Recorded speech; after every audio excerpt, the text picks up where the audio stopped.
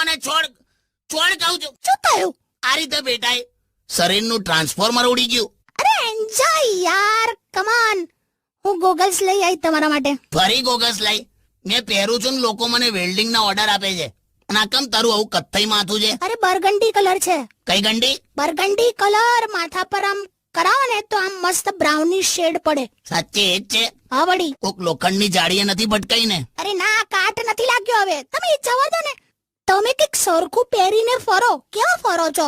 ખબર છે લી, હવે મારે છે ને તૈયાર થઈને થોડું વ્યવસ્થિત ફરવું પડશે. 2 જણે મને જોઈને મારી પાસે ગટર ખોલાવડાઈ. અરે રે, પણ પછી કેવું સળિયો નાખીને ચોખ્ખું કર્યું? આ એવોર્ડ મળ્યો ને તો હવે આપણે વર્લ્ડ ટૂર કરીશું. ટિકિટો નહીં મળી, એવોર્ડ મળ્યો. તો આટલી બધી તૈયાર થઈ એનું શું? હું તૈયાર થઈ જાય, ખાલી સામરૂખના ઈંડાને કપડા પહેરાયા હોય એવું છે. સરખું બોલો. તમને ખ્યાલ નથી એટલે બાકી કહી દઉં. મેં તમારા માટે એર હોસ્ટેસની નોકરી છોડી હતી. વે તું જાને જા, તને ગીતા મંદિરની બસમાં કોઈ ચડવા નથી દેતું. બસ, ઇટ્સ ઇનફ નાઉ. જા મોઢા પર કચરા પોતું કરી આય. મોઢું ધોઈયા એવું કહેવાય. કચરા પોતું એટલે શું? જાનેલી જા જા જા જા. હાલે હમણાં તો એક છોકરી મને મળી તો મને કે વાવ કાકા વાવ, કે તમે તો કે રેડિયો પર આવી જાવ છો ને. તો મેં તો કીધું મેં તો ઘેર પણ આવી જાઉં છું. પછી જતી રહેલા ગભરાઈને. શું નામ હતું છોકરીનું? કરિશ્મા. ઓ કરિશ્મા. એટલે એવું કઈ નહીં બે, જે નામમાં માં જોડાઈ જાય ને એમાં પછી ફિલિંગ ના આવે. ઓકે. હું ઓકેલી. હવે ચાલો ઊભી થા, હવે ઊંધો લોટો પડ્યો એવી બેહી રહે છે. Stay tune with radio city 91.1. મેં કેવી લાગુ છું? મસ્ત મસ્ત, એકદમ જોરદાર. તમે તો કહો હું કેવી લાગુ છું એમ. હવે છે ને આ એક એવો સવાલ છે ને કે જેમાં સત્ય એ શાંતિની સામે હારી જાય છે. શું? કઈ બધાને વાર લાગશે. કાકા શું છે? કાકી તમે સરસ જ લાગો છો, મસ્ત જ લાગો છો. તમે ઓલવેઝ બ્યુટીફુલ લાગો છો. પણ તમે છે ને થોડુંક આમ એ કરો, તમે આમ એક્સરસાઇઝ કરો બસ ખાલી. અરે યાર શું કરું પણ? તમને સાચું કહું, તમે છે ને સાયકલિંગ કરો. સાયકલિંગ કરવાથી 100% તમારું બોડી ખાસું ઉતરી જશે એમ. અરે સાયકલિંગ કર્યું તું મેં 2 મહિના, પણ પછી કોઈ ફરક ના પડ્યો. પણ એ સાયકલ પર પાછળ બેસવાથી ના ઉતરે. હે એટલે હું ચલાવતો તો ના બેસતી હતી એમ. એવું હતું હોય? તારે એમાં મારું 10 કિલો ઉતરી ગયું. તો આ છે ને જે મારી બોડી વધી છે ને બધી તમારા લીધે જ વધી છે. ઓકે? એટલે મારા લીધે કેમ? લગ્ન થયાના અત્યાર સુધી તમે આમ છે ને જ્યારે પણ હું જમવાનું બનાવું ને તો તમે ઓછું ખાવ છો અને સૌથી વધારે મને ખવડાવો. શું વાત છે કે કાકા તમે કાકીથી ક્યારે ગભરાતા નથી? કોણ કે છે? મયંક વિશ્રાણી. એમ નહીં, એવું કોણ કે છે કે હું ગભરાતો નહીં? એમ ગભરાવું જ છું વળી, અને એ સ્વીકારવામાં મને વાંધો જ નહીં. શું વાત કરો છો? તમે ગભરાતા હોય એમ? ભાઈ દરેક પતિ ગભરાય, માને કે ના માને. અને હું તો એવું માનું છું કે પત્નીથી જે ગભરાય ને એ જ સ્વર્ગમાં જાય, અને જે ના ગભરાય એને તો પછી અહીંયા ધરતી પર જ સ્વર્ગ થઈ ગયું ને. માં શું છે, કેટલા વખતથી હું ડાયટિંગ પર હતી ને. એટલે મગજ ખાવાનું કીધું? સાંભળો તો ખરા. હા ડાયટિંગ પર હતી ને તો કશું ખાતી નથી હું. હા તો એમણે એવું કીધું કે હવે જો એ શરૂઆત કરો ને તમે હા. તો તમે મગજ ખાઓ એમ. બે મગજ ખાવ એટલે મગ લઈ કઠોળ.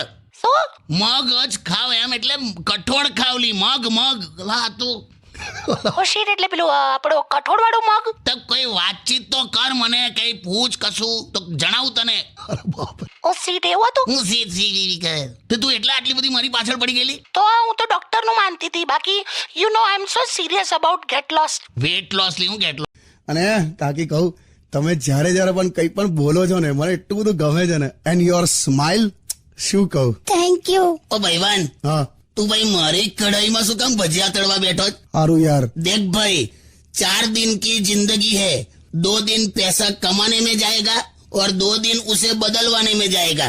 સેટ પણ રોમેન્ટિક નથી આ માણસ. જવા દે તું સોંગ વગાડને. કાકી તમારા માટે એક પ્રશ્ન છે. આપણા લિસનર લક્ષ્ય એમણે તમને પૂછ્યું છે કે રક્ષાબંધન વખતે મહેશ આવવાનો? કાલા ખટ્ટા તો આવે જ ભાઈ. હા તો આવે, એમાં શું છે? મારો ભાઈ છે અને આપણું ઘર એ એનું જ ઘર કહેવાય. હવે તો ઘરમાં હું તવો ના રાખું. જો રાખડી તો બાંધવી જ પડશે ને એને. બિચારા મહેશને તમારા માટે કેટલી લાગણી છે ખબર છે? લાગણી હોય તો ફોન પર પતાવી દેવાય અમુક વાતો તો. એને આ વખતે બહાર ફરવા લઈ જજો. ઓકે? જો અત્યારથી જ મેં તને કહી દઉં છું કે એની હાથે મેં બહાર નથી જવાનો. કેમ? અરે એની સાથે ચાલતો આમ મેં બહાર જતો હોઉં છું ને તો કોક એમને મને લોટ આપી જાય છે, ચોખા પકડાઈ જાય છે. નહીં જાણે મને હું સમજતા હશે લોકો. એટલો બધો કાળો અને ગરીબડો લાગે છે ને. આધુનિક માણસ છે, આધુનિક. રિક્ષાના ધુમાડા ભેગા કરીને બનાવેલો માણસ. બસ હવે સોંગ વગાડો. અને કિશોર કાકા, આ વખતે યુટ્યુબ પર કોઈએ કાકીને સવાલ કર્યો છે. હા હા હા પણ લે. હા હવે કિશન વૈદ્ય એમ કે છે કે કાકીને જોક સ્ટુડિયોમાં સાંભળ્યા પછી એવું લાગે છે કે કાકી આમ બહુ આમ એન્ટરટેનિંગ છે, ફૂલ ઓફ લાઈફ છે, પણ ખરેખર તો બહુ ભક્તિવાળા છે.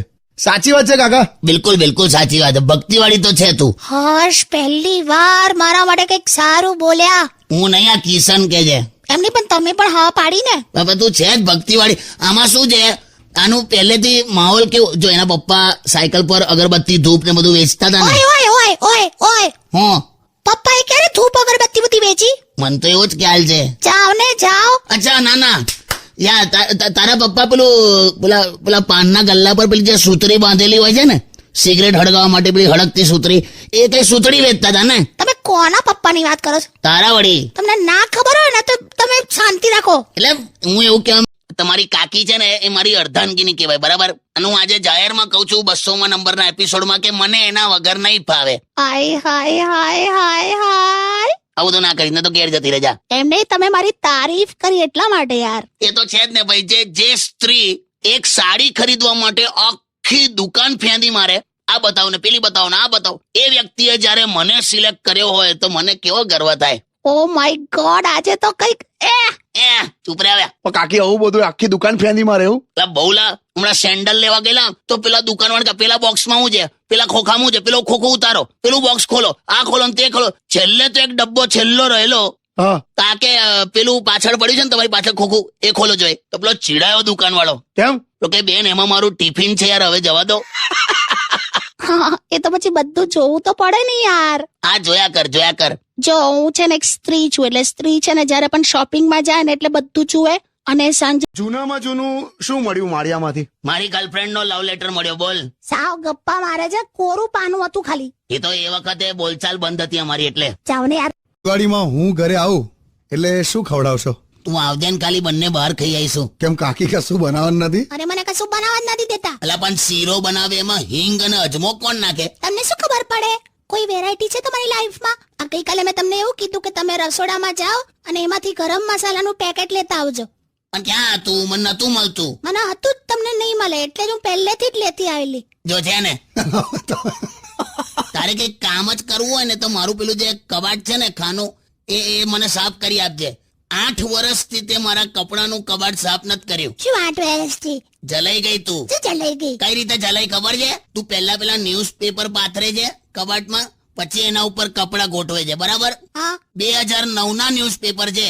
ચોટીલામાં કોક લૂંટફાટ થઈ હતી એવું લખેલું. સારું, આ વખતે કરી આપીશ બસ. એટલે બધા પોતપોતાના કબાટમાં જોઈ લેજો ન્યૂઝપેપરો બધા, ક્યારથી સાફ નથી થયું તે. સારું હવે.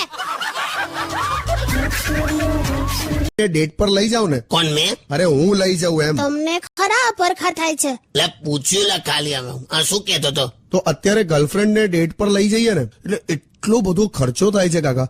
લોંગ ડ્રાઈવ પર જવાનું, પિક્ચર જોવાનું, મોંઘામાં મોંઘી રેસ્ટોરન્ટમાં ડિનર. આનું કઈક સોલ્યુશન છે? જવાનું એમાં શું? ઉભી રહે ને. જો હા, તું રેસ્ટોરન્ટમાં જાય ને એટલે ગર્લફ્રેન્ડ ને એટલું જ પૂછવાનું, શું ખાઈશ જાડી? થોડી ગાળો ખાવી પડશે પણ પૈસા બચી જશે.